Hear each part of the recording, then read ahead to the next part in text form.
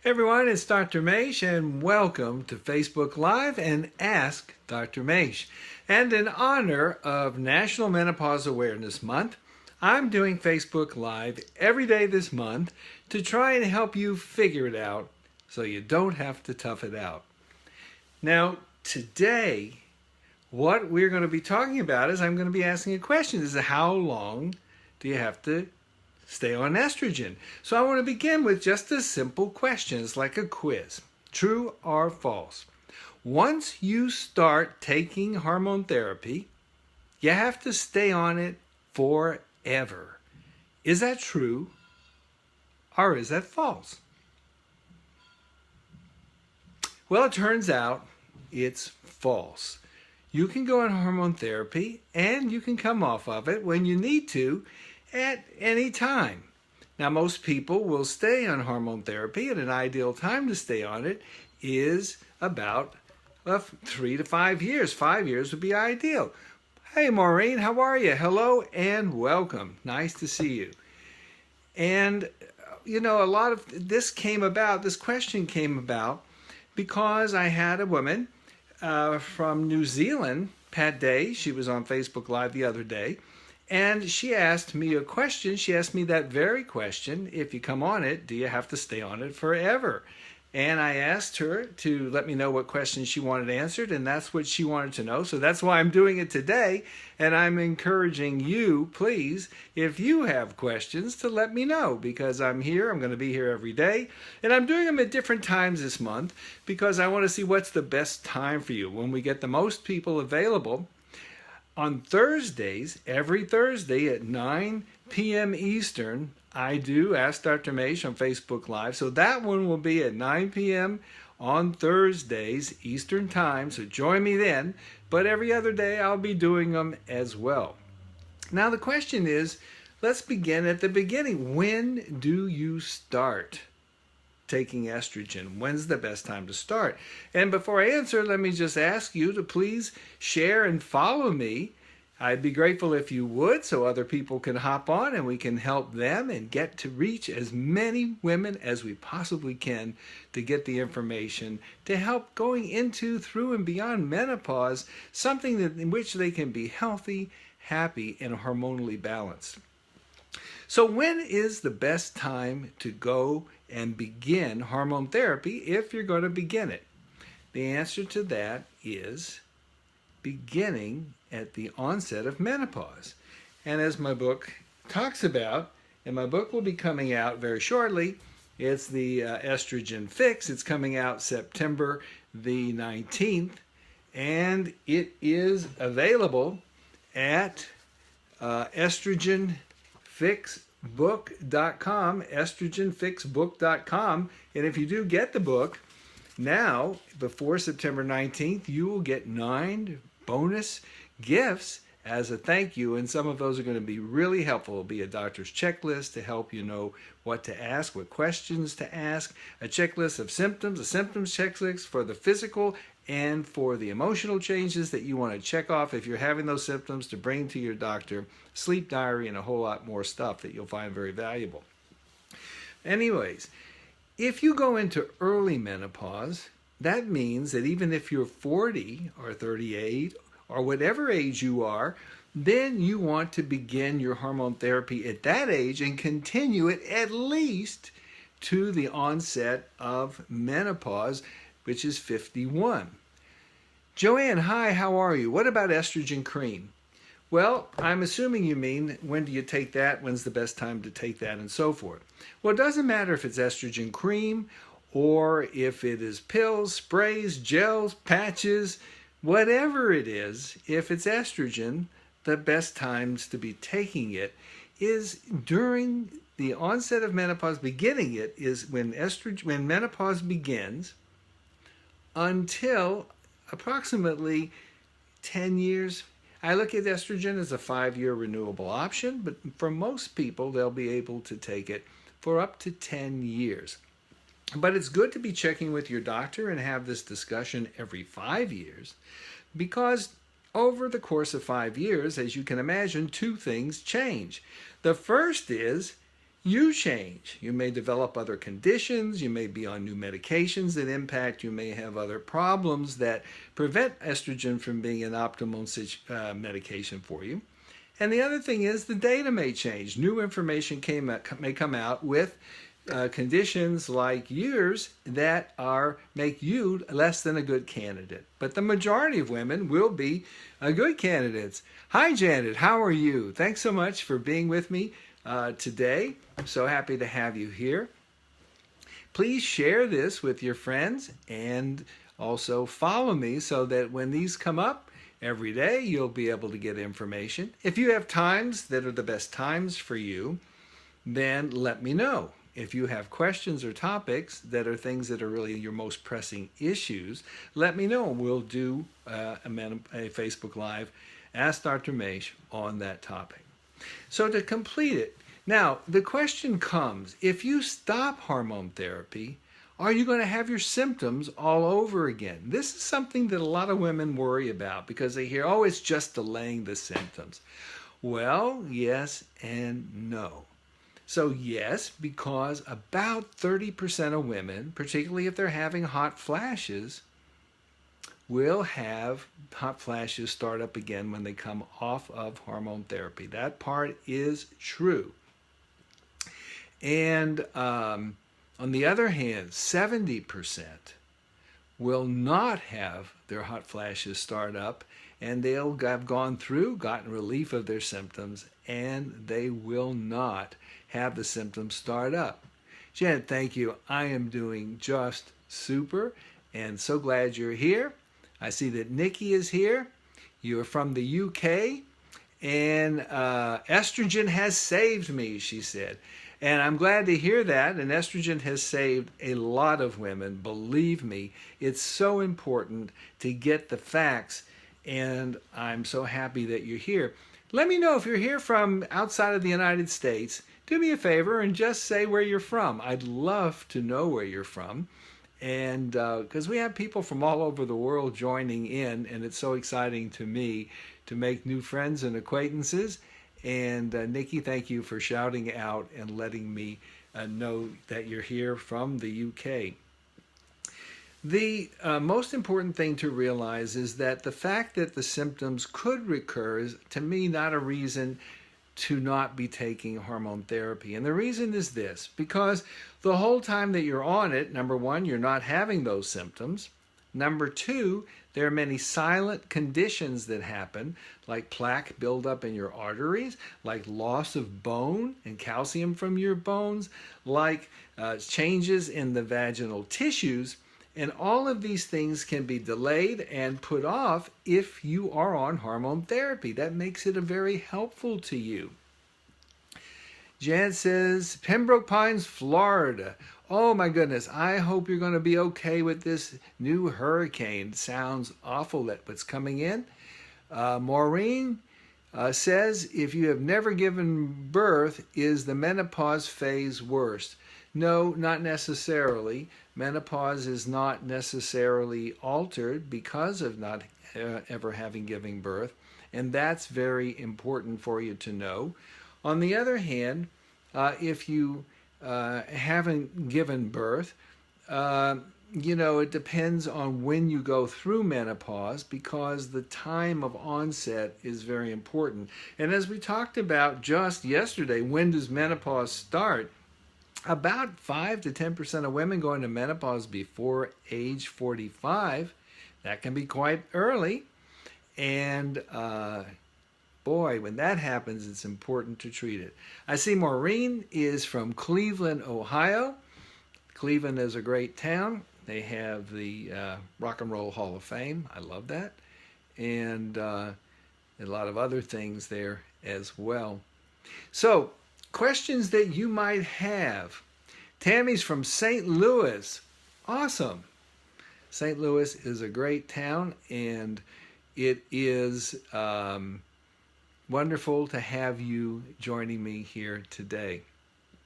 You know, the thing that I think is very important is, Donna, you are from Lockport, Louisiana. I hope you didn't get too much rain with Harvey. As I've mentioned, my mom was down in Houston, my sister, my nephew, and niece. That was a really bad storm, so I hope you did well there in Lockport, because I know a lot of people struggled with that storm. Now, the question is, when do you start? At the time of menopause. How long can you be on it? About 5 to 10 years. And some people can be on it even longer, depending on their medical condition. And it's also the fact that an important fact is, for many people, they don't realize that the changes that occur in the vagina happen about 3 years after menopause happens. Maureen is saying the Browns and the Cavaliers. Oh, you got those Cavs and LeBron there. Debbie from White House Station, New Jersey. Welcome, Jersey girl. And Patty Floyd from South Carolina here.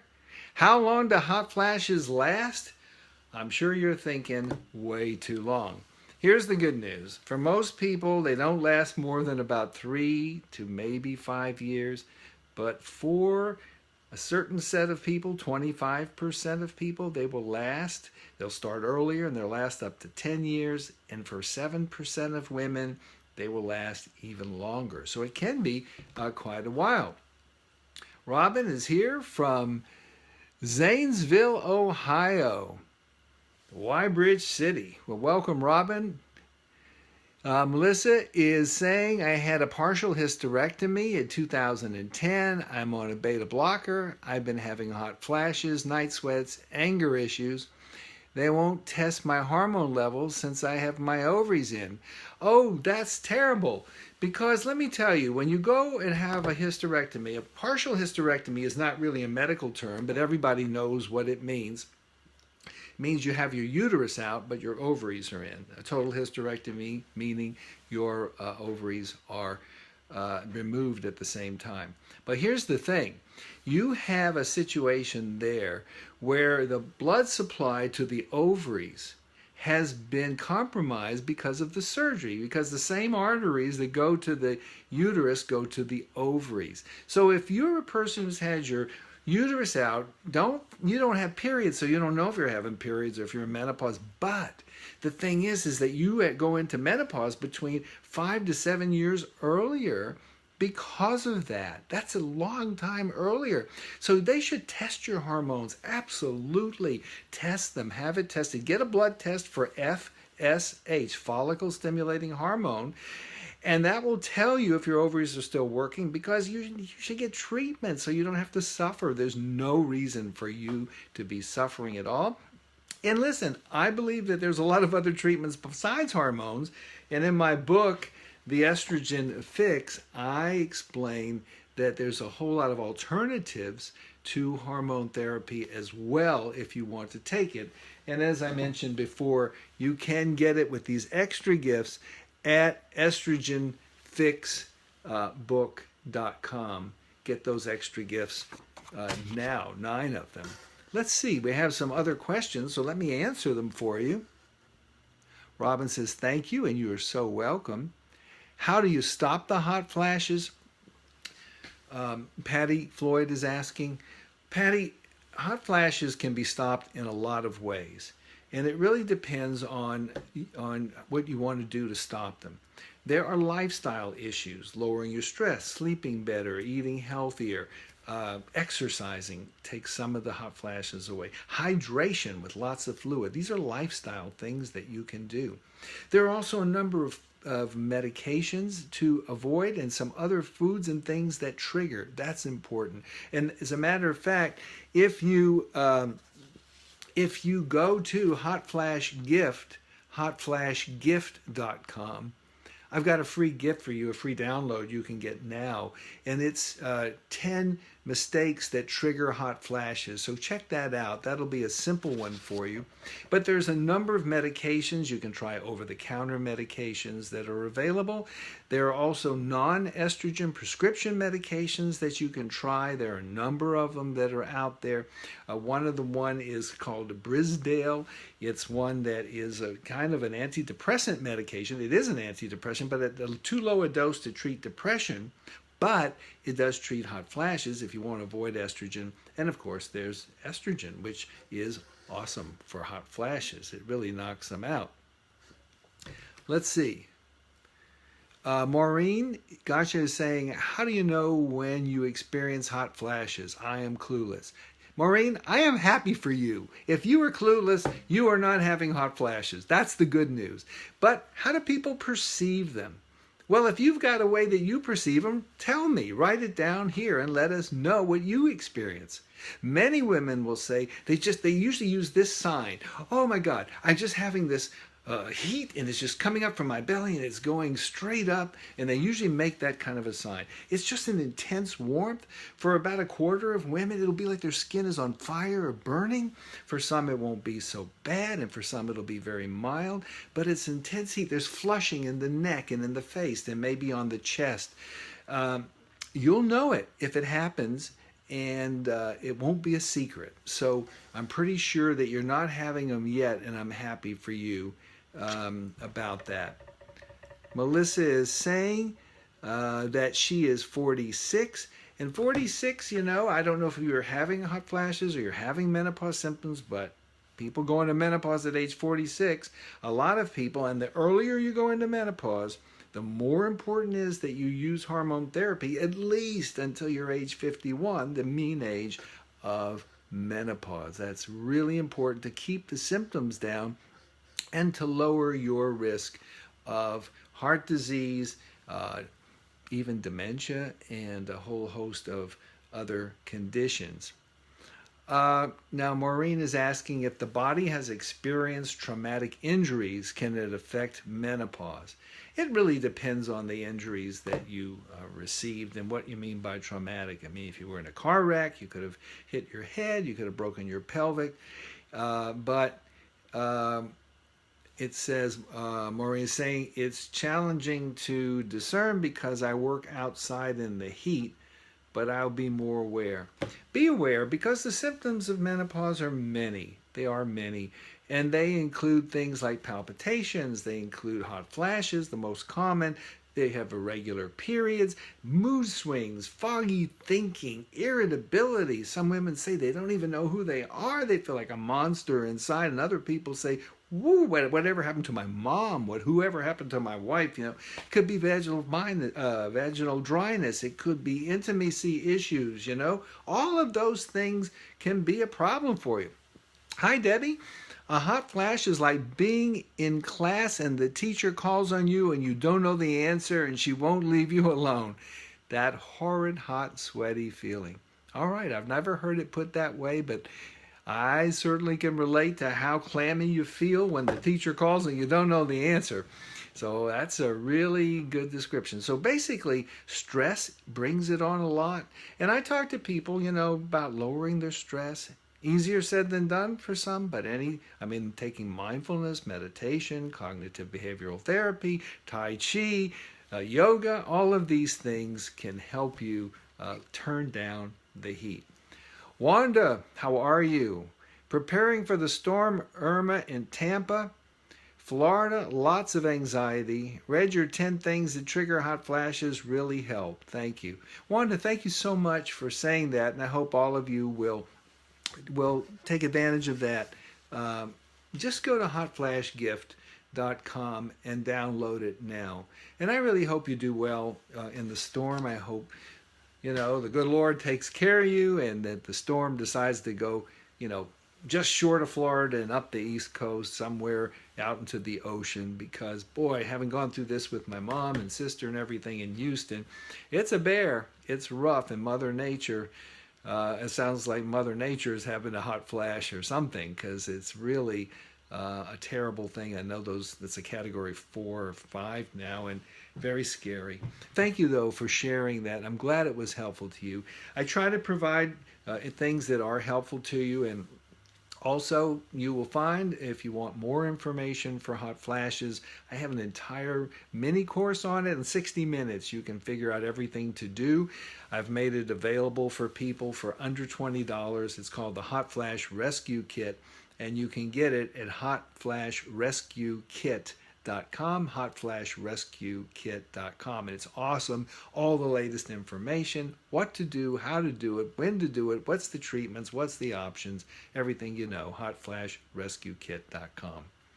Well, okay, my goal here today was to say hello, to touch base, to answer some questions for you, to tell you that if you go on hormone therapy, you don't have to stay on hormone therapy. You can stop it. 30% of the time, medication stops and symptoms, particularly hot flashes, return.